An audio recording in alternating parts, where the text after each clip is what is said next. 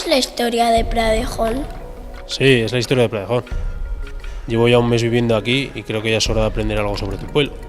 Pues en la escuela nos enseñan historia, pero de la de Pradejón nada. ¿Tu padre nunca te ha contado nada? Mi padre, si se pasa todo el día trabajando en las bodegas. ¿No te tienes que ir a casa ya? No. Entonces, ¿quieres que te cuente algo sobre la historia de Pradejón? Vale.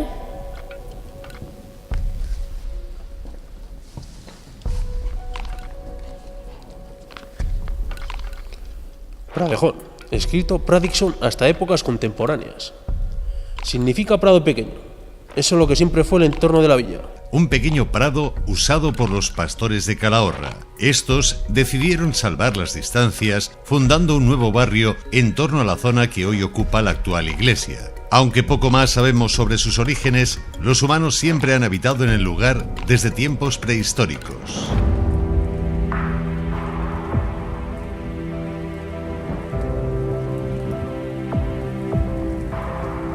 Los restos de actividad humana más antiguos que se conservan tienen entre 10.000 y 30.000 años. Son yacimientos donde aparece industria lítica. La industria lítica son restos de talla para la fabricación de herramientas que grupos de cazadores-recolectores utilizaban para cazar puntas de flecha, cuchillos, raederas. Además de estos restos de industria lítica, también hay varios poblados de la Edad del Hierro, que se desarrollaron entre el siglo VIII y el siglo II a.C., es decir, hasta la llegada de los romanos. Con la llegada de los romanos, a partir del siglo II a.C., el término municipal de Pradejón eclosiona. Hay una mayor actividad humana. Lo primero que implanta Roma al llegar son vías de comunicaciones para cohesionar el territorio, y por Pradejón pasa la vía romana que se llama de Italia en Hispania. Era una vía romana que articulaba todo el Valle del Ebro. Uno de los tramos mejor conservados está precisamente en Pradejón y es el camino que nos lleva a Murillo y que se utiliza, por ejemplo, para ir a Ibercham. Además de las vías de comunicación, en el término municipal encontramos hasta 7 villas romanas. Las villas romanas eran una forma de explotación agrícola del territorio en cuyo centro se construían una serie de edificaciones que conformaban un poco el núcleo de esas explotaciones. Estas explotaciones estaban sobre todo vinculadas al mercado, a abastecer el mercado de Calagurris Giulia, que era el municipio que controlaba esta zona del valle. Aparte de las villas romanas, en Pradejón también tenemos restos de un alfar, el alfar de la Maja. Es uno de los yacimientos que mejor se conocen dentro del término municipal porque es el único hasta el momento que ha podido ser excavado. Se excavó entre 1984 y el año 2005 y a lo largo de esos 20 años de campañas arqueológicas ha salido a la luz un montón de información sobre ese tipo de instalación industrial. Era un alfar cuya producción estaba orientada hacia el mercado, hacia abastecer un mercado. No solo el mercado local de Calagurris, sino un mercado más amplio a lo largo del Valle del Ebro y de la zona nororiental de la península ibérica.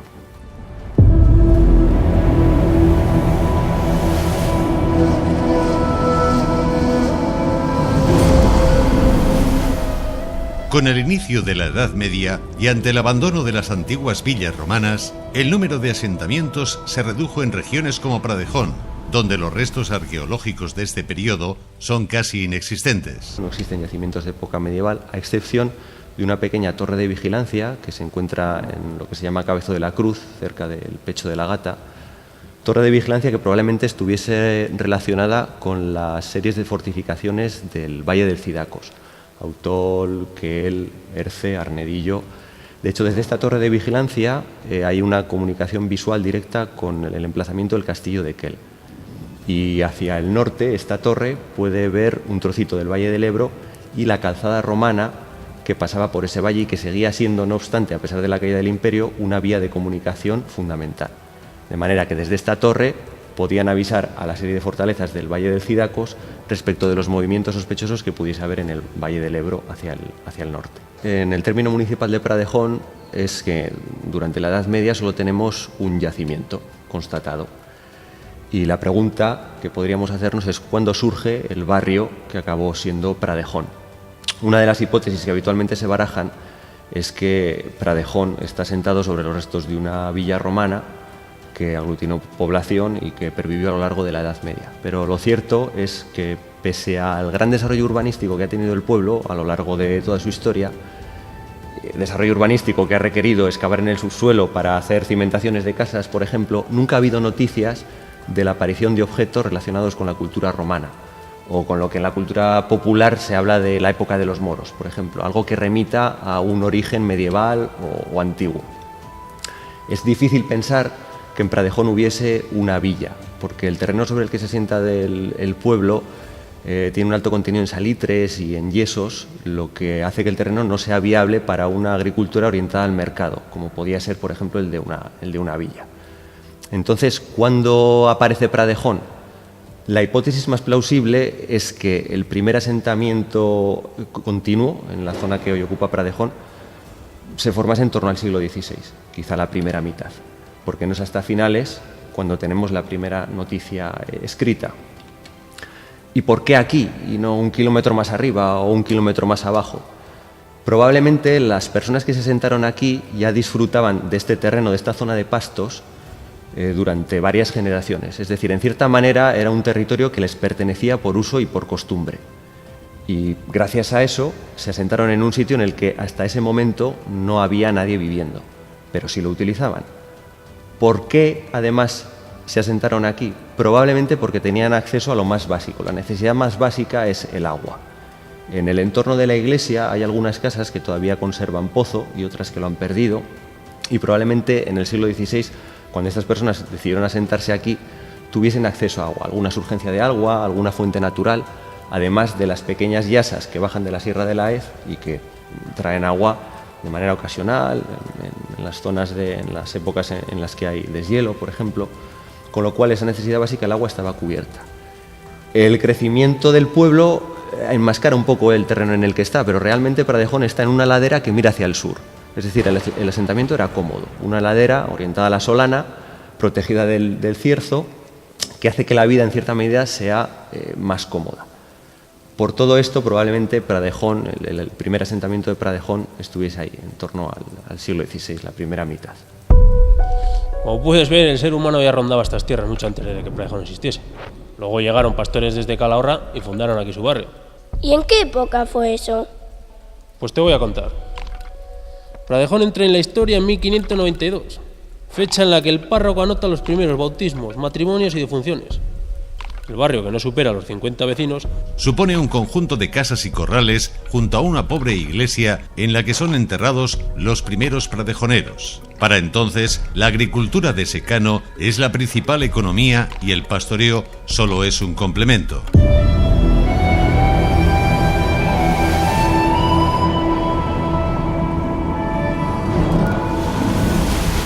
Las siguientes noticias nos llegan un siglo y medio después, cuando se inician las principales reformas de la Iglesia. En 1735 se construye el pórtico, frente al cual se tapia el primer cementerio del barrio. Para entonces, el templo ya cuenta con la sacristía de San Ponciano, primer santo al que Pradejón rinde culto, y con el altar de la Veracruz, cuya cofradía es la primera en fundarse en 1681. En 1770 se derruye la Torre Vieja, excepto los cimientos y la base de piedra, levantándose sobre estos la torre actual, obra del lodosano Andrés García. En 1796, tras construir la ermita de San Antonio para oficiar temporalmente la misa, comienza la reforma y ampliación de la iglesia, finalizada en 1799. La construcción del nuevo edificio, pagado con los diezmos de los vecinos, vacía las arcas de la parroquia y provoca que Pradejón contraiga una enorme deuda económica. Sorprendentemente, los pradejoneros deciden embarcarse en un gasto todavía mayor, la compra del villazgo a la corona. Para que esto sea posible, los vecinos adquieren un edificio eclesiástico ubicado en el actual hogar del jubilado. Este se convertirá más tarde en el primer ayuntamiento.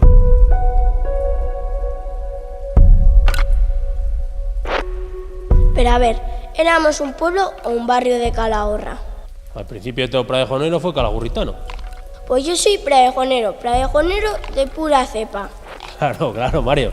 Pero eso es porque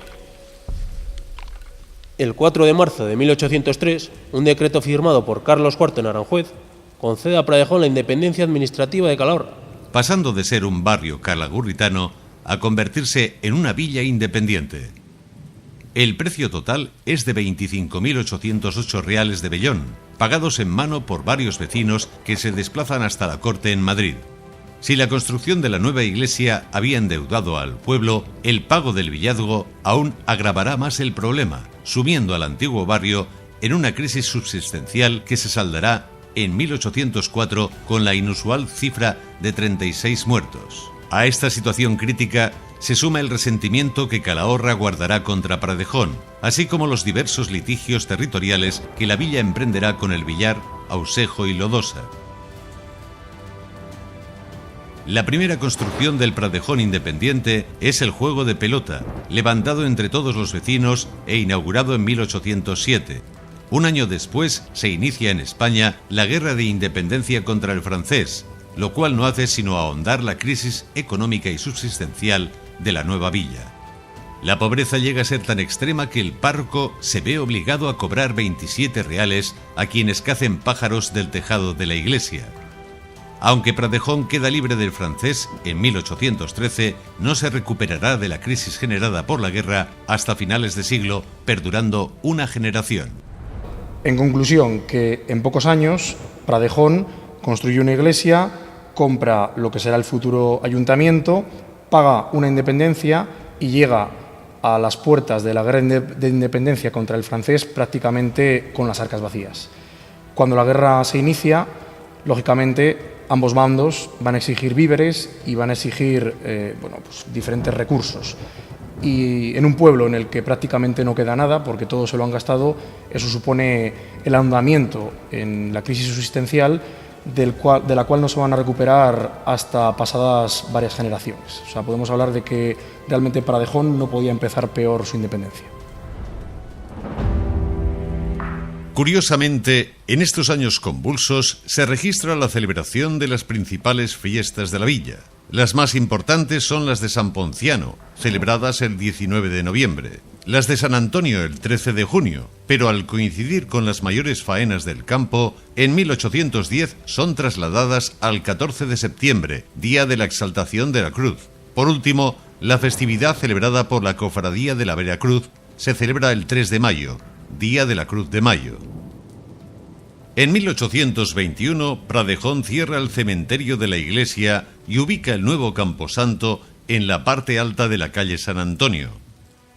En las siguientes décadas, tras el final de las primeras guerras carlistas, el joven pueblo respirará aliviado por primera vez desde su independencia, iniciando un importante crecimiento demográfico que le permitirá alcanzar los 1000 habitantes. Las nuevas casas se extienden por las laderas del nordeste, más cercanas a las tierras de cultivo, y toda esta zona alta comienza a ser conocida como el Barrio Nuevo, origen de la actual calle Barrio Nuevo. En 1858 llega a la villa doña Nicolasa Montoya, la primera maestra de niñas. El ayuntamiento le cede como aula los bajos del edificio ubicado en el actual Bar Gallo, pero la falta de medios obliga a Nicolasa a pagar de su bolsillo todo lo necesario para el nuevo colegio. Este inmueble será el origen de las futuras escuelas nacionales, unificadas años más tarde en el mismo edificio. En otoño de 1872, el panadero Juliano Moreno regresa de Zaragoza convertido al protestantismo. En tan solo una década, Pradejón contará ya con unos 40 conversos, siendo el principal foco de la región por encima de Logroño. El primer pastor es Agustín Sáenz, quien compra una casa de 3 pisos en la calle Mayor con fondos norteamericanos. En el nuevo inmueble, ubicado en la actual farmacia, la pequeña comunidad protestante instalará la iglesia y las escuelas evangélicas. En estos años, Pradejón se recupera económicamente y experimenta cierta modernización. En 1877 se habilita la Fuente de la Hontanilla, famosa por sus aguas medicinales contra el sarpullido. En 1882 se inician las obras de la carretera, costando 13.000 pesetas. Este gasto, que es 3 veces lo ingresado en un año, dispara nuevamente la deuda consistorial. Por desgracia, el proyecto queda a medias tras la llegada del cólera en 1885, siendo la epidemia más mortal que se recuerda. Su presencia generará tal terror que hasta el médico acabará huyendo temporalmente de la villa. Finalmente, el cólera se saldará con 91 pradejoneros muertos. Realmente el número de muertos será bastante menor que en otras localidades. Y esto tiene lugar, curiosamente, debido a que antes de que la epidemia llegue a la villa, las autoridades comienzan ya a tomar determinadas medidas. Sobre todo lo que hacen es desecar aguas que pudiesen ser foco de contaminaciones, prevenir la entrada de determinadas personas, en todo momento controlándola, y tomar una serie de medidas que hace que el número de muertos se reduzca. Y además, los muertos en el cólera serán quienes inauguren el nuevo cementerio de Majavacas, el actual cementerio de Pradejón, que se sitúa en este caso en el extrarradio de la villa, precisamente para evitar el contagio de la población a través de los posibles muertos por el cólera, ¿no? Antiguamente la gente se enterraba en el interior y a partir de este momento, no solo en Pradejón, sino en toda España, los cementerios van a comenzar a situarse en el exterior de las ciudades.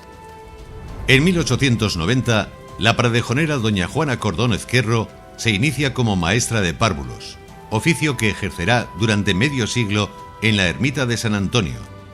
4 años después, el veterinario don Román Alzorrín crea la primera banda de música. Pradejón alcanza así los albores del siglo XX, iniciando la nueva centuria con una población superior a los 2.000 habitantes.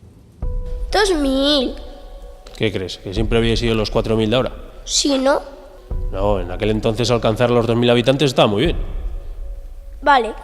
¿Qué más? El 7 de septiembre de 1901, la electricidad llega a Pradejón. Por entonces, el pueblo cuenta con la intercesión de don Ceferino Velasco Ezquerro, un hijo predilecto de la villa que mueve hilos desde Madrid en favor de los pradejoneros. En compensación, en 1906, el ayuntamiento renombra en su honor su calle natal, convirtiéndose en la actual calle Velasco. Ese mismo año nace Vicente Las Heras Bazo, pastor dotado con el don de arreglar huesos. Hasta su muerte, deportistas de élite, famosos y pacientes de todas partes acudirán hasta su casa para ser curados. Pradejón, que ya cuenta con 400 menores escolarizados, basa ahora su economía en el cultivo de secano y en el jornal que algunas mujeres ganan en las conserveras de Calahorra, a las cuales acuden todos los días a pie. En 1915, una tercera vía económica surge con el inicio de las obras de construcción del actual canal de Lodosa. La convivencia y el intercambio de ideas entre los trabajadores de esta importante iniciativa favorecerá los primeros desencuentros entre terratenientes y jornaleros de la villa. Los terratenientes se libren, sus hijos, mejor dicho, los hijos de los terratenientes se libren de ir a la guerra de Marruecos, mientras que los más pobres del pueblo, los jornaleros, ven como sus hijos tienen que ir a esta guerra de la que no pueden librarse debido a que no son capaces de pagar el impuesto, entre comillas, que libraba a los más jóvenes del país de acudir a esta guerra colonial en el norte de África.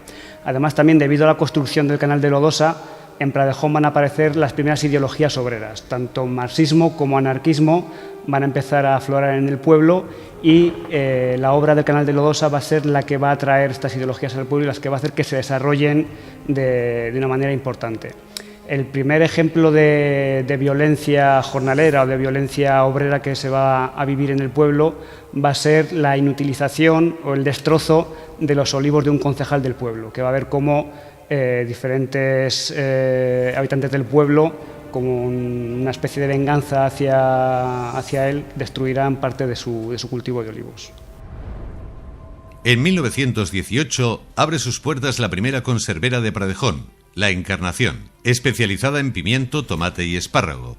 En septiembre de ese mismo año, Santiago Serrano inaugura su famoso baile en la actual plaza del Ayuntamiento, incluyendo un trinquete cubierto.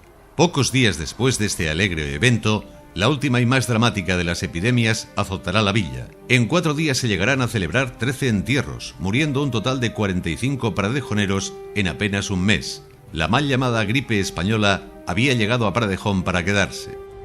Es llamada gripe española porque el único país que oficialmente declaró víctimas de esta gripe, al menos al principio, fue España.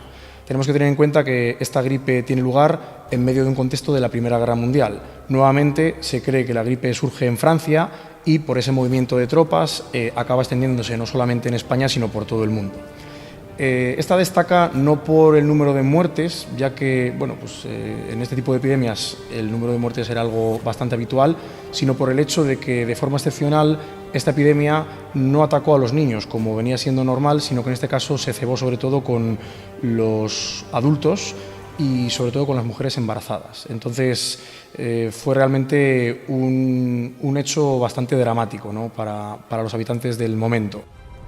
La España de los años 20 estrena década bajo la dictadura de Primo de Rivera y en Pradejón, al igual que en otras localidades, el régimen entroniza el Sagrado Corazón de Jesús en las escuelas y en el ayuntamiento. Esta exaltación del catolicismo convierte a los protestantes en el grupo más reprimido del periodo. Por otro lado, es ahora cuando se rotulan las calles y se enumeran las casas por primera vez. Este corto periodo finalizará el 31 tras la celebración de las elecciones municipales del 12 de abril, la victoria de la coalición republicano-socialista en las principales ciudades de España justificará el final de la monarquía y la proclamación de la Segunda República. Pero ¿qué pasó en Pradejón en las elecciones municipales de 1931? Como en muchos pueblos y zonas rurales de España, las candidaturas monárquicas se impusieron. En Pradejón, además, con claridad, 7 concejales frente a 3 concejales. ¿Qué pasa cuando 2 días después de las elecciones se proclama la República? Que los perdedores de esas elecciones, la candidatura republicana, toma el ayuntamiento. Se cree con derecho porque se ha impuesto una república a nivel nacional. Las impugnan estas elecciones. En un principio, desde Logroño, pues no se les da la razón, pero vuelven a impugnarlas, se dice que se retiren del ayuntamiento, vuelven a impugnarlas, denuncian irregularidades y ya el gobierno republicano que se instala en Logroño pues les indica que deben repetir las elecciones. Se repiten en mayo y como forma de protesta la candidatura monárquica no se presenta y además aboga por la abstención. Así que en unas elecciones en las que solo hay un candidato, obviamente ganan los republicanos, copan el ayuntamiento. Sin embargo, solo obtienen el 45% de los votos, es decir, hay un 55% del electorado que no ha acudido a las urnas. Sigue habiendo más gente que no los apoya. ¿Por qué hay más gente que no los apoya? ¿Significa que Pradejón es eminentemente conservador? Probablemente no. La gente vota más o menos de manera automática a aquellas personas, a los ricos del pueblo, podríamos decir. Esas personas que más o menos van a traer paz social y a las que votándoles, porque tienen propiedades, tienen riqueza, tienen dinero, una vez que les votas puedes recibir contraprestaciones, es decir, un préstamo, el arriendo de una finca, el arriendo de una casa. Es decir, es una forma de funcionamiento un tanto caciquil, la que se da en los entornos rurales. Esa es un poco la explicación de por qué fundamentalmente los entornos rurales son donde las candidaturas monárquicas ganaron siempre frente a las ciudades. Durante los 5 años, más o menos, de Segunda República, no volvió a haber elecciones municipales, pero sí que hubo varias elecciones a Cortes Constituyentes y pese a que en Pradejón el ayuntamiento era un ayuntamiento republicano, en esas elecciones a Cortes Constituyentes sistemáticamente obtenían más votos las candidaturas conservadoras, es decir, mayoritariamente el pueblo seguía votando, las personas seguían votando candidaturas conservadoras. Mario, ¿para quién estoy leyendo? Es que menudo rollo. Razón no te falta, pero a veces lo rollo también es necesario para entenderse. No puede ser todo más fácil. Ojalá sería posible, pero por desgracia no es así. Seguimos. Vale. El nuevo ayuntamiento republicano se centró en resolver los 2 problemas más acuciantes: el paro obrero y la mejora de la enseñanza. Es ahora cuando Nicomedes Miranda inaugura el primer cine del pueblo, el cual proyecta películas mudas por una perra gorda. Uno de los asistentes será Melchor Ezquerro, quien, informándose de los entresijos del negocio, montará al poco tiempo el primer cine sonoro, el Cinema Ezquerro. Cuentan los mayores que en las escenas más picantes el propio Melchor ejercía de censor improvisado, tapando con la mano el proyector. El público se quedaba con las ganas mientras gritaba al unísono: ¡Cuadro Melchor! La República es la época dorada del protestantismo, que deja atrás los años de represión gracias a la libertad religiosa del nuevo régimen. De hecho, es ahora cuando el cementerio se seculariza y la tapia de los protestantes es derribada por primera vez. Por el contrario, el ayuntamiento deja de sufragar los actos religiosos de las fiestas y retira el Sagrado Corazón de Jesús del ayuntamiento. La tensión política aumenta tras el triunfo de la derecha en las elecciones generales del 33. Como respuesta a la victoria, el ayuntamiento radicaliza sus posiciones y aprueba medidas anticlericales, dirigidas a obstaculizar la presencia pública de la Iglesia. En noviembre se impone un gravamen sobre los entierros católicos y se restringe el toque de las campanas de la torre. Esto acaba marginando a la opción católica y privilegiando a la protestante. Paradójicamente, es ahora cuando las escuelas evangélicas deben cerrar al dejar de recibir fondos norteamericanos. Los conflictos religiosos no cesan en 1934, año en el que 2 procesiones son boicoteadas con canciones impropias. En los meses posteriores se producen varios atentados contra la propiedad privada de los 3 mayores contribuyentes del pueblo, todos miembros del ayuntamiento durante la dictadura de Primo de Rivera. En el 35, varios empleados municipales son detenidos como presuntos autores de estos hechos. Ese mismo año llega a Pradejón el primer servicio telefónico y el ayuntamiento inicia la construcción de unas nuevas escuelas frente al barranco de los Vadillos, contratando para ello un préstamo de 71.700 pesetas. Cuando en 1936 el triunfo del Frente Popular devuelva el poder a la izquierda, el ayuntamiento incrementará en Pradejón las medidas anticlericales. El 14 de abril se celebra por última vez el aniversario de la Segunda República. Para la ocasión, un jovencísimo Guillermo Miranda dirige por primera vez la banda municipal de música. Pradejón tardará mucho tiempo en volver a celebrar algo, ya que el 17 de julio del 36 comenzará la Guerra Civil.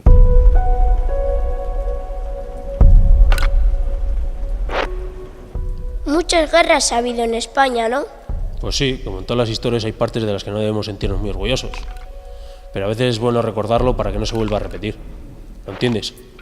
Creo que sí. Espero que no llegue nunca una guerra aquí. Esperemos que no. Voy a seguir. Pues todavía no has oído lo peor. A los pocos días del alzamiento, Pradejón caerá en el bando sublevado, cuyas milicias de Falange y Requeté tomarán la villa sin resistencia el martes 21. Declarando el estado de guerra y sustituyendo a la Corporación Republicana. Varios pradejoneros colaboran en los apresamientos delatando a sus vecinos y facilitando las primeras detenciones.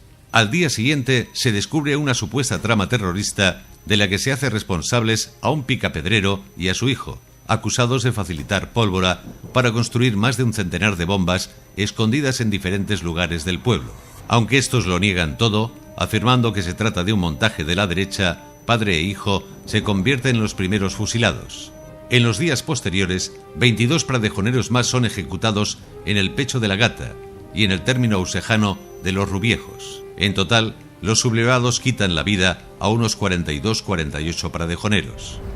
La represión no se hizo esperar. Unos días después del alzamiento militar y la toma del ayuntamiento, las personas que por sus ideas, por la pertenencia a partidos o a sindicatos durante la República continuaban en el pueblo, fueron reprimidas o se vieron obligadas a huir. Pero no solo estas personas, sino también sus familias, madres, padres, hijos, hermanos. Es difícil pensar qué tipo de situación se debía dar. Sentirte perseguido en tu propio hogar, por personas que conocías, por tus vecinos, por incluso a lo mejor gente que considerabas tus amigos.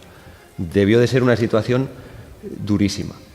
Personas que cumplieron pena de cárcel, viudas que no tenían a lo mejor ni siquiera derecho a vestir de negro, a estar de luto por la pérdida del marido. Gente que de una u otra manera se veía obligada a pasar desapercibida o a mostrar incluso adhesión a una barbarie, al fin y al cabo, que era un poco lo que se estaba produciendo. Y a pesar de todo, en Pradejón, como en muchos otros lugares, sigue habiendo pequeñas historias de bondad entre tanta barbarie. Amistades furtivas, amistades inquebrantables, gente que ayudó a otra gente, a sobrevivir, a pasar desapercibida, a esconderlos. Al final son pequeñas historias en las que nos da un poco la impresión de que, a pesar de lo malos que podemos llegar a ser, también hay pozos de humanidad y de bondad, incluso cuando las cosas vienen tremendamente mal dadas.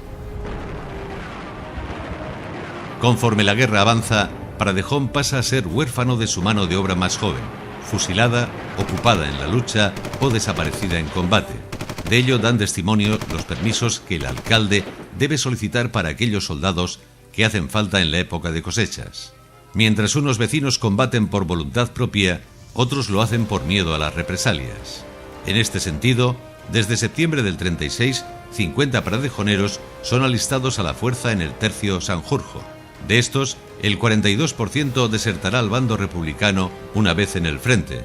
La necesidad acuciante de hombres en edad de combatir acelerará la llamada a filas en los últimos años de guerra, llegándose a reclutar en 1939 a jóvenes de tan solo 17 años, la quinta del biberón. No quiero ir a ninguna guerra. No te preocupes, aquellos eran otros tiempos. ¿Quién ganó? En las guerras nadie gana. Al final del conflicto, casi todas las familias quedaron marcadas por la tragedia. Que para algunas no terminará el día de la victoria, inicio de la larga dictadura del general Francisco Franco. El 1 de abril del 39 acaba la guerra, pero no llega la paz. Llega la represión para los que han apoyado a la República y llega la victoria y la exaltación de la victoria para los que han ganado la guerra. A nivel nacional, lo que va a intentar el franquismo es infundir el miedo entre todos aquellos que no han apoyado al movimiento desde un principio. Y para eso lo que van a hacer va a ser usar los instrumentos que da el Estado para reprimir a ese sector que no ha apoyado al bando nacional desde un principio, a los golpistas. Aquí en Pradejón lo vamos a ver en dos sectores principalmente, que va a ser el educativo y el religioso. Los líderes de Falange, que van a estar aquí en Pradejón, van a recibir órdenes desde Logroño para que se controle a toda la población. Por supuesto, a aquellos que todavía siguen procesando la religión protestante, y también van a intentar ver si los profesores del Colegio de Pradejón son afines al movimiento. Se va a decir que todos ellos sí que son afines, salvo una profesora que vio cómo su marido moría en el pueblo y que va a huir del pueblo antes de ser perseguida. Esto va a hacer que a esta profesora se la sustituya y se le sustituya por una persona afín al régimen. Y eso lo vamos a ver en muchísimos pueblos de España. Se va a intentar que todos los profesores sean todos afines a Falange o al movimiento, para de esa manera controlar la conciencia de los jóvenes.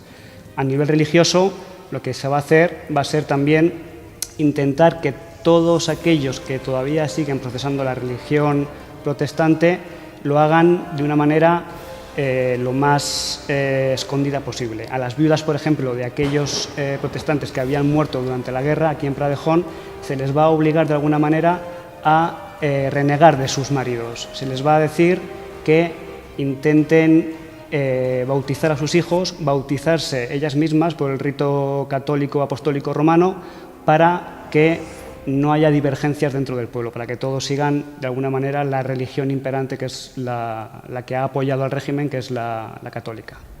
El final de la Segunda Guerra Mundial marca el inicio de un paulatino crecimiento económico que aumentará en las décadas posteriores, acompañado de un aumento considerable de la natalidad. En 1946 se inaugura la Fuente Vieja en la zona del actual Salón Cultural. Por primera vez, la villa dispone de agua potable traída directamente desde la fuente de la Gargantilla, en el Villar. Su construcción pondrá fin a toda una generación de aguadores ambulantes. El último hito de la década se produce en el 48, cuando Eustaquio Alonso, Santiago Fernández y Narciso Cordón construyen el Cine Monumental en la calle del Peso. Melchor Ezquerro solicita sin éxito detener las obras, pero la apertura del nuevo cine supondrá con el tiempo el posterior cierre del suyo. En 1951 se retoma la construcción de las escuelas, iniciadas en la Segunda República y paralizadas en la Guerra Civil. Este logro es posible gracias a la intervención del tudelillano José Ortega Fernández de Valderrama, quien mueve los hilos necesarios desde el Ministerio de Educación. Con esta importante obra se iniciará un año más tarde la construcción de la Casa de los Maestros. A partir de los 50 empieza a vislumbrarse un poco una pequeña mejoría. Y en Pradejón, después de toda esta represión que hemos visto y que hemos comentado, vamos a ver cómo los problemas del día a día son los que empiezan a tener más importancia. Pradejón había tenido siempre un problema importantísimo, que era el del acceso al agua. Había sido muy complicado para los pradejoneros tener acceso a agua corriente en cantidad suficiente como para poder desarrollar industria o cualquier otro tipo de actividad económica importante. En el año 53, Melchor Ezquerro, entre otros colaboradores, van a conseguir que se construya en Pradejón un regadío que va a favorecer la llegada de un producto importantísimo para Pradejón, que va a ser el espárrago. Pradejón se va a convertir en uno de los pueblos con mayor producción de espárrago de toda España. Y mucha gente va a decidir arrancar viña para plantar espárrago, porque era un producto que daba mucho más dinero que el vino. La economía pradejonera terminará de apuntalarse en el 54, cuando los hermanos Gil Merino traigan a Pradejón los primeros cultivos modernos de champiñón, pero también después de que Julio Vicioso abra Conservas Viter y Antonio Álvarez haga lo propio con Industrias Exal. En 1965 se inaugura el nuevo ayuntamiento en el solar de las antiguas escuelas. Ese mismo año, la bodega cooperativa San Isidro Labrador abre sus puertas. En el 66, Jesús Cordón pone en marcha el Cine Corpe, disponiendo de una impresionante sala habilitada con 999 butacas. Por estos años, llega a la villa el secretario don Cipriano Jimeno. En el cargo hasta el 78, este se apoyará en todas las corporaciones del periodo para dotar a Pradejón de servicios comunitarios que eleven su calidad de vida, convirtiendo la coexistencia pacífica en una efectiva convivencia solidaria. En 1966, el agua corriente y potable llega a las casas, coincidiendo con la instalación de las redes de saneamiento y alcantarillado. Ese mismo año se inicia la pavimentación de 40.000 metros cuadrados de calles y plazas mediante la participación directa de todos los vecinos, momento en el que la antigua ermita de San Antonio es derruida para siempre. Pradejón no solo deja de ser el pueblo de barro, sino que la Diputación acaba otorgándole el primer premio provincial de embellecimiento.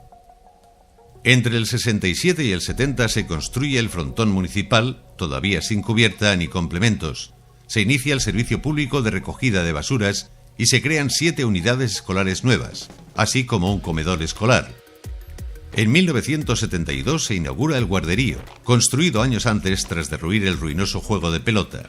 Entre el 73 y el 77 se hacen las primeras fases de cubrición del barranco de los Vadillos. Finalmente, este último año se estrena el Polideportivo Municipal, compuesto de piscinas y campo de fútbol, obra por la que Pradejón recibe una distinción nacional al deporte. En poco más de una década, la villa experimenta su mejoría más notable, llegando a las puertas de la democracia con numerosas mejoras alcanzadas, pero también con otros proyectos y retos que todavía estarán por llegar. Pero eso es ya otra historia que otros deberán contar. Eso es todo. Eso parece. Como pone aquí, el resto está todavía por escribir. ¿Qué te ha parecido? Bien, no tenía ni idea de que en Pradejón hubiesen pasado tantas cosas. Yo tampoco, pero ahora ya sabemos algo más sobre la historia de tu pueblo. Tú como vecino y yo como forastero. Claramente siempre habéis sido un pueblo de valientes. Jamás os habéis rendido a pesar de las adversidades y de los problemas. Ni siquiera cuando todo parecía estar en contra. Y la verdad es que no me extraña. Sois herederos de aquellos primeros pastores que se empeñaron en hacer posible este pueblo en medio de un prado desolado, sin fuentes de agua cercanas ni grandes recursos naturales.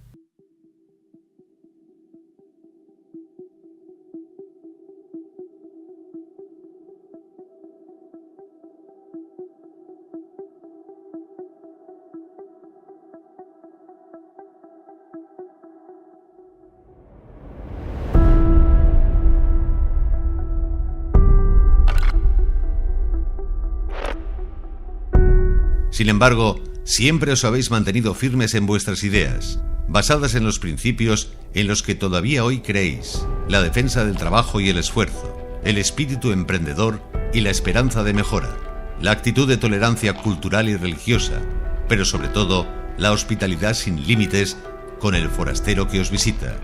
A pesar de vuestras sombras, son más las luces que alumbran vuestro pasado, un pasado que debéis recordar para ubicaros en el presente y no perderos en el futuro. Un futuro forjado por los que sois, en memoria de los que ya no volverán y para aquellos que todavía están por venir. No olvidéis vuestra historia, recordadla aunque duela, escribidla para que no se pierda y aprendedla para que otros puedan escucharla. Que el camino que todo un pueblo comenzó a andar hace ahora 5 siglos no caiga jamás en el olvido de la historia.